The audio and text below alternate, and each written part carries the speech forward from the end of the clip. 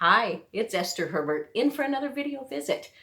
Today, I want to talk to you about plugging away. I want to talk about how it's something that's so important to your recovery, a friend's recovery. Certainly was important to mine. I needed to plug away at those goals that I set for myself, or my doctor said would be important for me to do, or maybe at work, so I could prove to myself I could finish a task and do it well. So plugging away is with patience, I think, is the key. I'm not known for a lot of patience, but I certainly work on that. And I think if you combine small goals with patience and daily plugging away, you will see results that you've never seen before. I want to give you an example from my own personal life. I had been silent about having bipolar for 17 years. But a couple of years prior to that, I thought to myself, there's so much stigma still associated with bipolar. I wanted to help break down that stigma. So I said to my doctor, why don't we have a bipolar day here at the hospital? I know you have mental health days every October.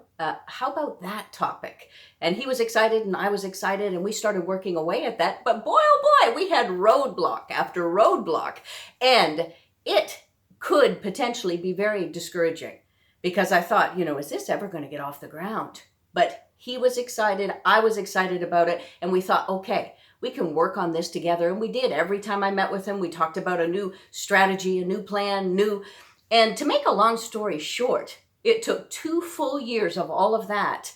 And then the executives at Markham Stouffville Hospital agreed it was a great topic. They invited Lloyd Robertson. They made it a day. It was just so exciting. And then Dr. Mark said, of course you're going to talk at it, aren't you? And I thought, oh my, I guess that's what I've been wanting all along. But it was scary, but it was something I wanted. And I thought, this is going to be great.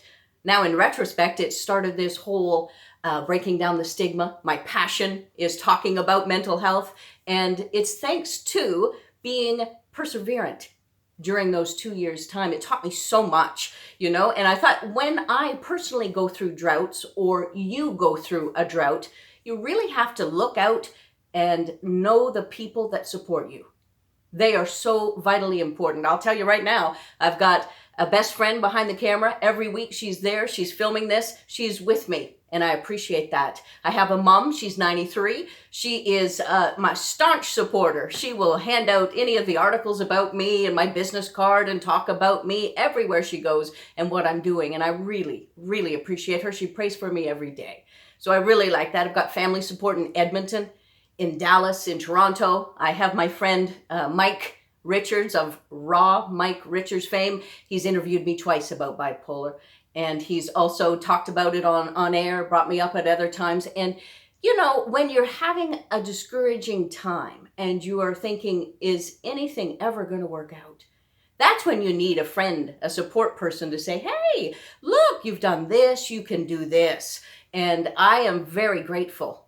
I know I touched on being grateful last week, but it's so important to be thankful for those that you have because they're the ones that encourage you when you're down.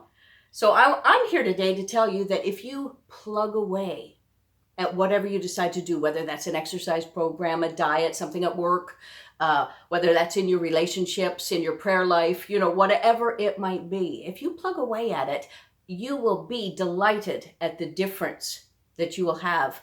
Maybe later on down the road, be patient and plug away.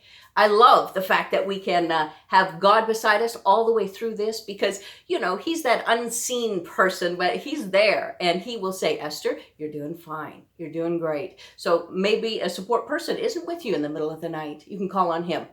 And just know that all these things do work together for your good. And I believe that. I also know that one of my biggest thrills in life is when I came across this saying. It says, if your dreams don't scare you, they are not big enough. And it's got a picture of New York in there. And I have told friends of mine, I want to be speaking everywhere about mental health. I want to talk about breaking down the stigma. And that's my dream.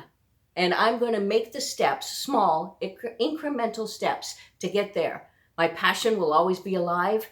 But I thank the support group so much for being there and believing in me. So if you want to hear any of my speeches that I've done or the interviews with Mike Richards, then go to my YouTube channel under the About tab, and you will, first of all, see my contact information for public speaking. If you want me to come to your group and talk about mental health, addictions, bipolar, anything like that, I'd be so excited to do that. My YouTube channel is devoted to mental health and how it'll enrich and help you in your recovery. I know that it's a day-by-day step, and I'm doing it day by day, plugging along, and I'm very thankful for you to listen to this today. Thank you so much. God bless, and we'll see you next week.